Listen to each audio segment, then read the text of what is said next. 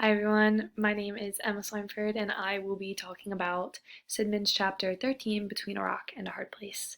I really enjoyed this chapter as it connected a lot of key components from previous chapters and core concepts that we've been focusing on for the last 7.58 weeks. So I went ahead and broke down some of the connections that I was able to make as it regards to this chapter. Forgive me. Oh, truly, forgive me. I have a sore throat. I'd first like to note how punishment, escape, and avoidance seldom act in isolation.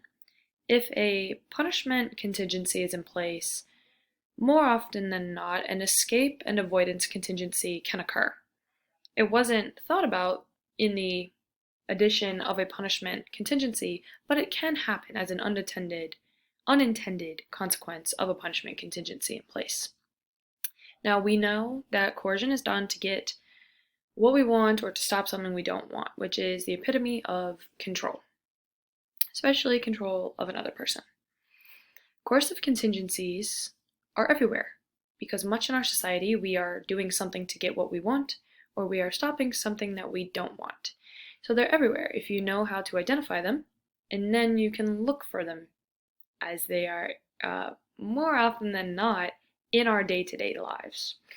But they look very, very differently, and they can take the forms of many different ways, being that it's based on the people you interact with, the setting, even body language, tone, and unfortunately it can even take the form of abuse, which is very unfortunate in its own right.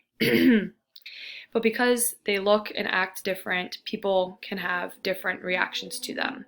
And different reactions can also be based on a person's personal past experiences with coercive contingencies.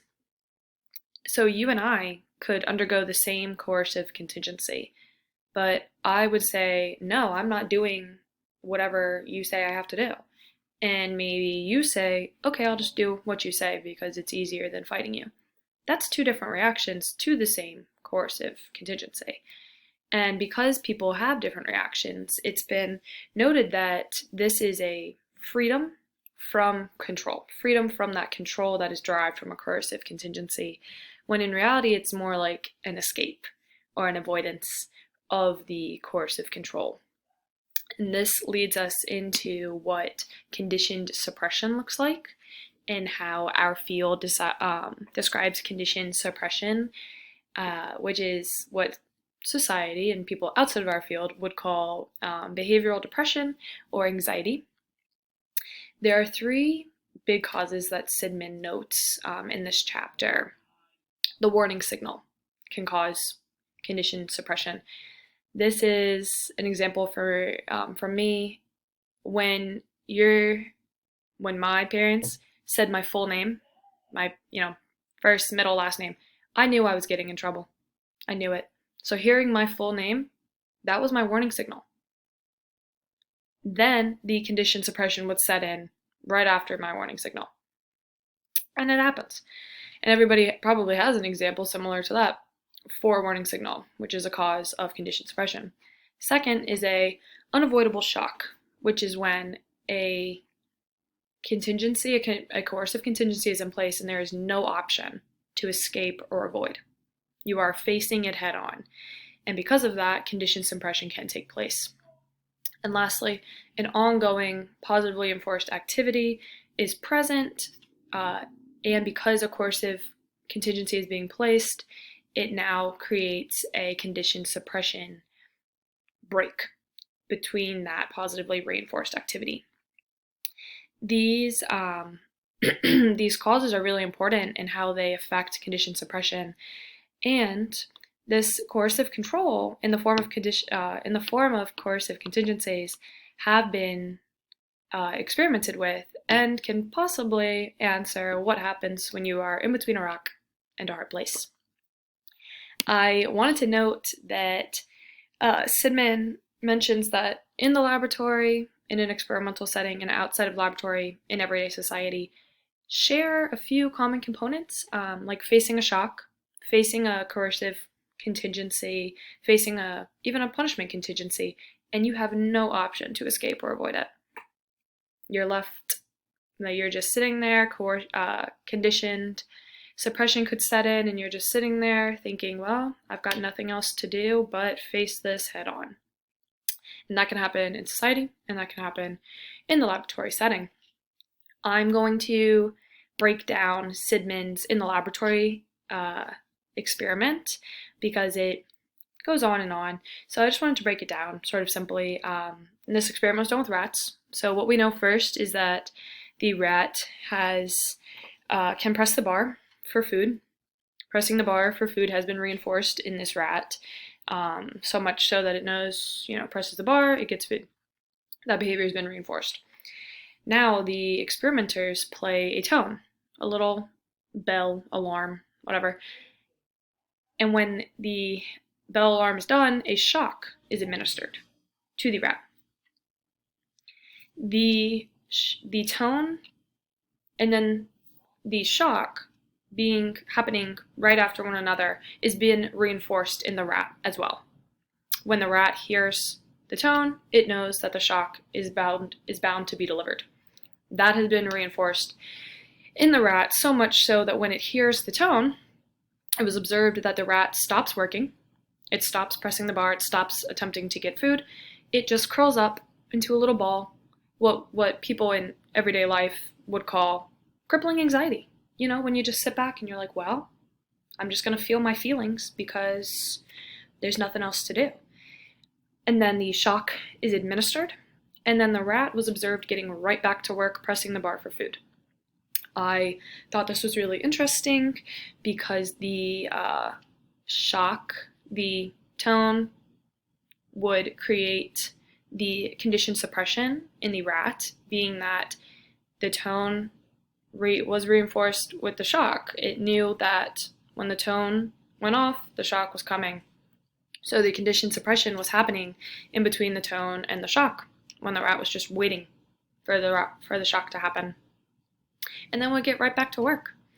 But Sidman did note that there was a bit of a discrepancy in which the rat could only be as anxious as it could afford to be. And the same goes for people. Whereas the rat would continue to work for pressing the bar for food if it was believed to be running low on food or to still be hungry. So the rat, even though heard the tone and knew it because it was been reinforced that shock's coming, the rat would still work. Occasionally, if the tone had gone off, it would continue working because the basic need for food was more important than the shock that was about to be delivered. So the rat's, crippling anxiety or conditioned suppression only affected it to a certain degree.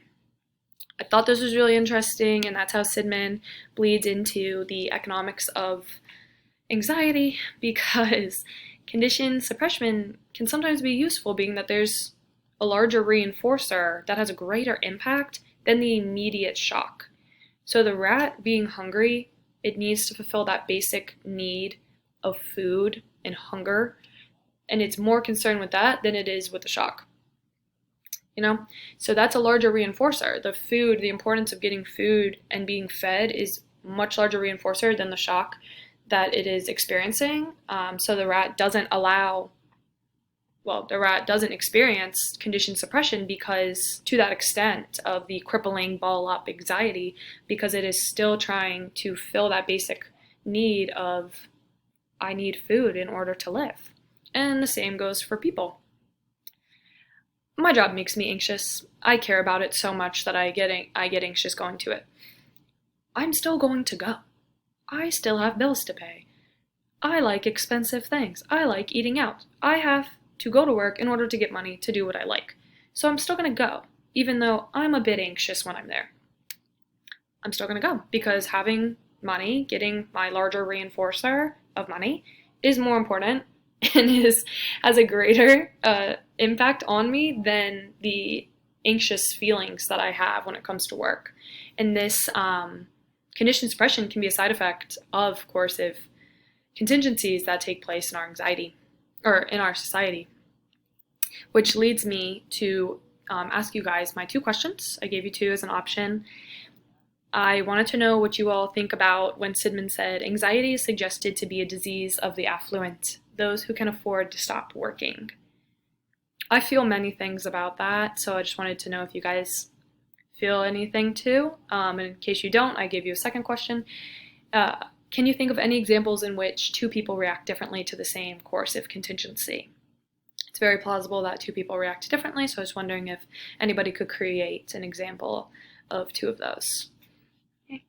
But thank you all for listening. That's why we're excited in Sidman's chapter.